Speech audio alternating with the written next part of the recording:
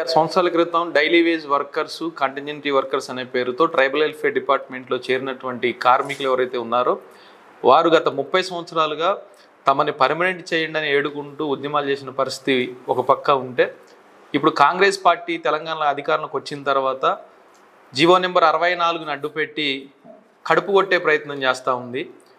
కనీస వేతనాన్ని అమలు చేయాలని ఒక పక్క కార్మికులందరూ పోరాడుతూ ఉంటే, ఈరోజు కనీస వేతనం కూడా ఇవ్వకుండా వేతనాలను తగ్గించి ఇస్తున్న జీతంలో కూడా కోతలు పెట్టి మీరు పనిచేస్తే చేయండి లేదనంటే లేదనే పద్ధతిలో ఒక రకంగా పరోక్షంగా హాస్టల్ను మూసివేత వేయడం కోసం కాంగ్రెస్ పార్టీ కాంగ్రెస్ ప్రభుత్వం కుట్ర చేస్తున్నట్టుగా తెలంగాణలో కనిపిస్తూ ఉంది.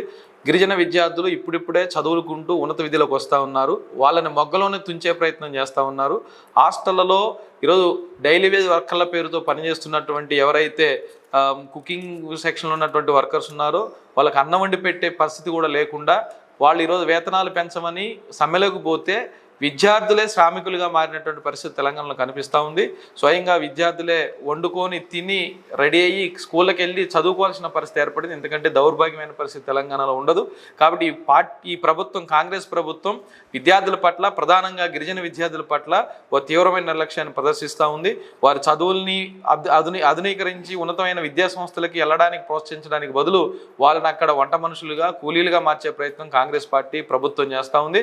రేవంత్ రెడ్డి గారు చెప్పినట్టుగా ఎవరైతే కార్మికుల్ని పర్మిట్ చేస్తామన్నారో వాళ్ళు మేనిఫెస్టోలో ప్రకటించారో ఈ సమస్యలు కూడా పరిష్కారం చేసి తక్షణం డైలీ వర్కర్ల సమస్యలు పరిష్కారం చేయడం ద్వారా విద్యార్థులు హాస్టల్లో, ఆశ్రమ పాఠశాల చదువుకున్న విద్యార్థులందరికీ నాణ్యమైన క్వాలిటీ భోజనాన్ని అందించే ప్రయత్నం ఈ ప్రభుత్వం చేయాలి. ఇప్పటికే వాళ్ళ సమస్యలు పరిష్కారం చేయాలని దశల వారీగా ఆందోళన చేస్తూ ఉన్నారు. ఈ ఆందోళనలకి, వాళ్ళ సమ్మెకి భారత విద్యార్థి ఫెడరేషన్ SFI సంపూర్ణమైన మద్దతును తెలియజేస్తూ ఉంది. రేపు వాళ్ళ సమస్యలు పరిష్కారం చేయడం కోసం ఏదైతే ఆందోళనలో పాల్గొంటున్నారో అందులో ప్రత్యక్షంగా పాల్గొంటాం. విద్యార్థులు ఎక్కడైనా సరే వంట చేసినట్టుగా, వార్డెన్లు ఏరే వర్కర్లను తీసుకొచ్చి వండినట్టుగా ఖచ్చితంగా చేస్తే మాత్రం SFIగా ప్రతి హాస్టల్ ముందు ప్రత్యక్ష ఆందోళన చేస్తాం.